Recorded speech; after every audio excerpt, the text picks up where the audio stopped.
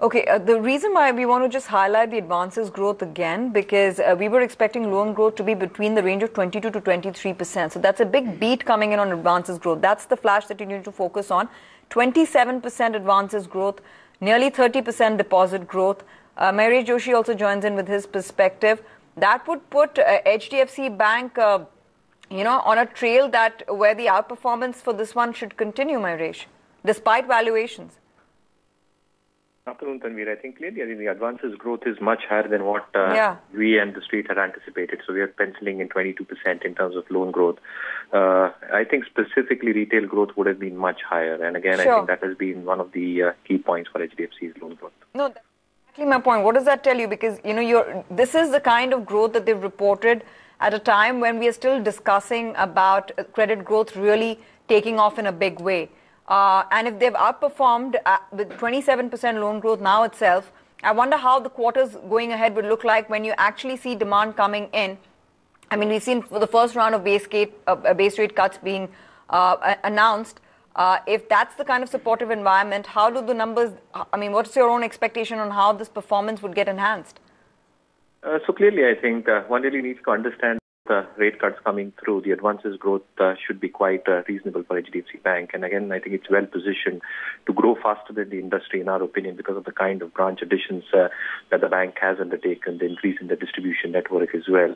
Even on the non-interest income part, I think the fee income has been exceptionally good for HDFC Bank. So all in all, I think numbers more or less in line with what we're estimating. But again, I think strong franchise and a strong branch network expansion would probably hold up the bank's earnings in good stead. Though I think the OPEX would grow faster because of the substantial metro and urban branch openings in the recent quarters. So I think valuations have always traded at a premium for HDFC Bank. So I think it's how you look at things. And again, I think our take is that the branch or the bank franchise will show reasonable loan growth. I think the retail loan growth will be quite stupendous in the quarters to come. And again, I think the NIM impact has already been gestated into, because I think the percentage linked to the base rate is relatively much lower than the other banks. And again, I think NIMs between 4.1 to 4.5, what the management had indicated in the last con call, that should probably sustain. So I think we remain very, very positive on this bank with a one-year time horizon. Right. And Mayuresh, in terms of management commentary, what are the factors that you would be watching out for? So clearly, I think the main important focus would be the retail loan portfolio, specifically in segments like the CVC segment, where a lot of the industry commentary has been quite positive. And again, I think with economic recovery expected to come through, the balance sheet size, the management perspective there as well, both on the non-interest income part as well as the net interest income part with the branch expansion that is taking place. So I think 2-3 factors to be watched out for. But again, I think we expect stable performance to come through for HDFC Bank for the remainder of the quarters as well. One question for both of you. Kaitav, I'll start with you. Would you want... okay, Mayuresh, that question is for you then. Between an ICICI Bank, which is trading at 1.5 times, I think roughly FY17 book, to an HDFC Bank, which is at 3.2 times FY17 book, what would be your preference? So again, I think ICICI Bank is going through some pain points, specifically on the corporate loan book. So the asset quality there would still remain under some amount of stress, at least for the coming few quarters. HDFC Bank, more or less, with the asset quality actually going down. I think we have buy ratings on put to stock, but in terms of the stable outlook, in terms of a quality franchise, I think HDFC Bank is something that we still remain very, very optimistic about. So we still recommend a buy rating on the stock. I think we'll revise again our numbers once the management call is out. But as on date, I think our buy rating on the stock with a target of 1255 still persists.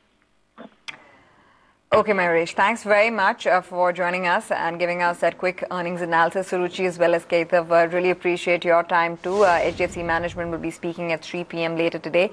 The stock is down about 0.5%. Just want to bring up the 3-month chart and the year-to-date chart on HDFC Bank to highlight, the trend over here. It's while valuations are not supportive, the stock from last quarter to now has been a bit of a laggard, about 1.5%. That's also been because the entire space has been, underperforming. But from a year-to-date perspective, from a 52-week perspective, from this year's returns, the stock has done well. So that's a 22% move on HDFC Bank. And this year, start of Jan till now, is close to about 15%. So this one continues to be an outperformer. We'll take a break. HDFC on earnings with ET Now has reported a good set of earnings in line with expectations. Get you more on the markets when we come back.